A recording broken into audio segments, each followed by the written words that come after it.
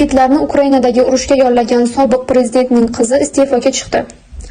Janubiy Afrika Respublikasi Milliy Assambleyasi deputati, Janubiy Afrika Respublikasi sobiq rahbari Jacob Zumaning qizi Duduzile Zuma Sonbuda 17 nafar janubiy afrikaliklarni Ukrainadagi janglarga yollagani haqidagi ayblovlar ortidan o'z lavozimini tark etdi. Bu haqda The Guardian xabar berdi. Xabarda aytilishicha, 43 yoshli Zuma Sambudla o'z ixtiyori bilan iste'foga chiqqan va politsiya bilan erkaklarni uyiga qaytarish uchun hamkorlik qilmoqda.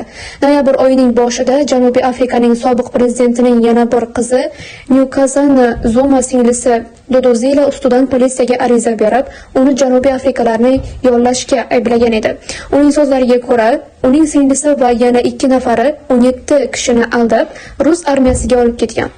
Erkaklar Rossiyaga Jacob Zumaning siyosiy partiyasi Millat nayzasi qo'riqchisi sifatida tayyorgarlik ko'rish uchun ketayotganiga ishongan deya ta'kidlagandi Nkosazana. Zuma Sambudla yigitlarni frontga yubormaslikka ishontirgan bo'lsa-da, Rossiyaga jo'natilgan yigitlar oilalariga telefon va bank kartalari olib qo'yilgani va ular urush zonasiga olib ketilayotganini xabar bergan. Avgust oyidan beri ular oilalari bilan aloqa qilmagan. Bloomberg avvalroq Janubiy Afrikaning sobiq rahbarining qizini Ukrainadagi urush zonasiga yollash bilan bog'lagan edi. BBC Duduzile Zuma Sambudla davlatga xiyonat aybi bilan tergov qilayotganini xabar qildi. Agar aybdor deb topilsa, u umrbod qamoq jazosiga hukm qilinishi mumkin. Zuma Sambudla o'z navbatida u aldab qurbon bo'lganini ta'kidlaydi. Janubiy Afrikaning sobiq prezidentining qizi qo'shimcha qilishicha, u hech qachon jangovar yoki yo'llanma harakatlarda qatnashish uchun hech kimni jalb qilmoqchi emas.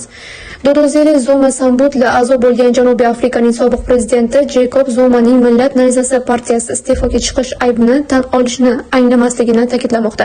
Rossiya prezidentining matbuot kotibi Dmitriy Peskovning qayd etishicha, Kremlda Janubiy Afrika fuqarolarining urush zonasidan uylariga qaytishi so'ralgani haqida hech qanday ma'lumot yo'q. Rossiya TV matbuot kotibi Mariya Zaxarovaning ma'lum qilishicha, Rossiya Janubiy Afrikadan o'z fuqarolarining Ukrainadagi harbiy operatsiya zonasida bo'lishi bo'yicha hech qanday so'rov olmagan.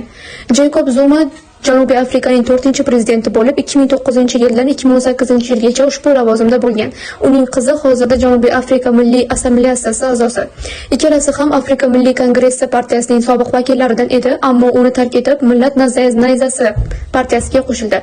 Zuma prezidentlik davrida korrupsiya bo'yicha tergovda ishtirok etishdan bosh tortgani uchun va sudga hurmatsizlik qilgani ortidan qamoqqa tashlangan. Keyinchalik u 2024-yilgi parlament saylovlarida 3-o'rinni egallagan. Millat nayzasi partiyasini tuzdi.